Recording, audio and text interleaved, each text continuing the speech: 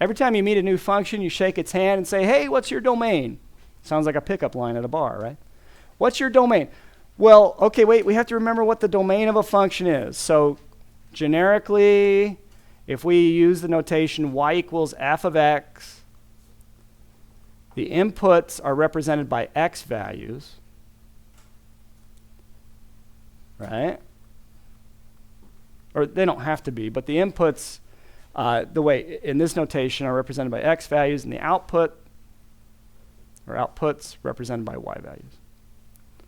So in terms of inputs and outputs, by the way, another notation then would be the input is your first coordinate and the output is your second coordinate if you think of the function as a collection of ordered pairs, right?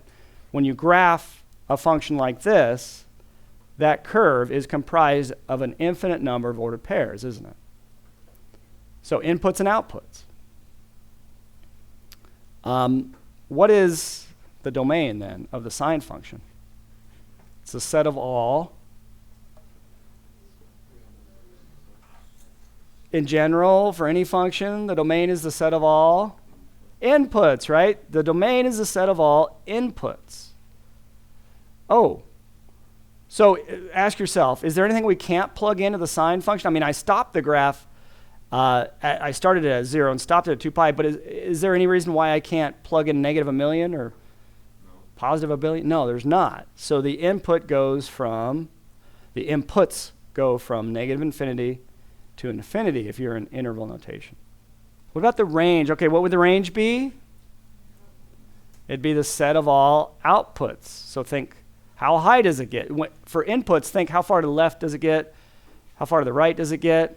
Does it hit all the values in between? In between left and right. And then for the outputs, think vertically. How low does it get? How high does it get? Does it hit all the height values in between the minimum value and the maximum value? So look at the graph. How low does it get? Negative 1. How high does it get? Does it hit all the height values in between negative 1 and 1? Yeah. So in interval notation, then the domain goes from negative 1 to 1, but do we include negative 1 and 1? Obviously, we can never include negative infinity and an infinity in the domain. We never get there to those places. But does the graph actually get to a height of negative 1? It does. So remember, we use a bracket to indicate negative 1 is included. Use a bracket to indicate positive 1 is included. So that's interval notation for the range. We already know the period. What's the period? 2 pi and the amplitude. So most people think of the amplitude as just how high the graph gets. And in this case, it's true. It's a little more complicated than that for more complicated formulas. But for just f of x equal to sine of x, it's the height of the crest of the wave, isn't it?